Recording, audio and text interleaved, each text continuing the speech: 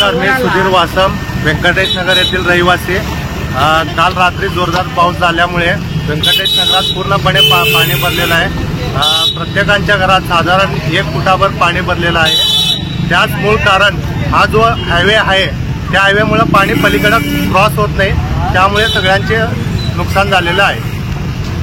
आणि तसेच आपल्या वजेश्वर नगर असू द्या, बाजूला ओमकर नगर असू द्या, त्या दोन्ही ठिकाणी पण पेट्रोल पंप आहे, पूर्ण भरलेलं आहे पाणी। रस्ता वहिवाट नाही आणि आपला व्यंकटेश नगरमधनं तर वहिवाट नाही, एकच रस्ता आहे आम्हाला बाहेर आला, दुसरीकडे रस्ता नाही आहे। तुम्ही बघू शकता मागं मंदिरमध्ये घरामध्ये पूर्ण पाणी गेलेलं आहे। घरामध्ये मागं बघू शकता पूर्ण भरलेलं आहे पाणी, पूर्ण येत आहे नाही, पूर्ण कमरेच्या येतापर्यंत पाणी आलेलं आहे आपल्याला।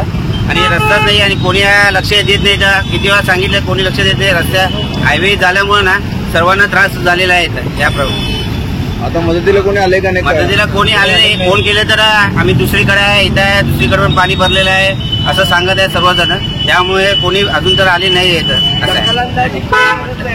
नमस्कार, विनोद क्षीरसागर बोलतोय। हायवे झाल्यापासून हे सगळं प्रॉब्लेम यायला लागला। हायवेवरलं पाणी अधिक आमच्या वरील नगरातलं पाणी इकडे यायला लागल्यामुळे हे सगळं झालेलं आहे। आणि हायवेमधले जे सिमेंटचे रस्ते आहेत, सिमेंटचं पाईप घातलेलं आहे, ते सिमेंटच्या पाईपमध्ये तसंच माती असल्यामुळं आणि वाढवलेले पाईप, त्याच्यामुळे हे सगळं पाणी वारंवार साचायला लागलेलं आहे। महानगरपालिका वरवरचे काम करून जाते, ड्रेनेज साफ वगैरे, त्याच्यानं हे सोल्युशन होणार नाही। ह्याच्यामधलं जे सिमेंटचं पाईप आहे ते व्यवस्थित लेवल करून पलीकडे सोडल्यानंतरच हे त्याचं सोल्युशन होणार आहे, नाहीतर वारंवार घटना असं होणार आहेत। ह्याच्यात कुणाचं तर जीवित होणार, वित्तहानी तर होतच आहे, जीवितहानी पण होण्याची शक्यता आहे। तरी महानगरपालिकेने आणि महामार्गाने याच्यावर योग्य वेळी दखल घ्यावी, आता आम्ही नागरिकांतर्फे विनंती करत आहे।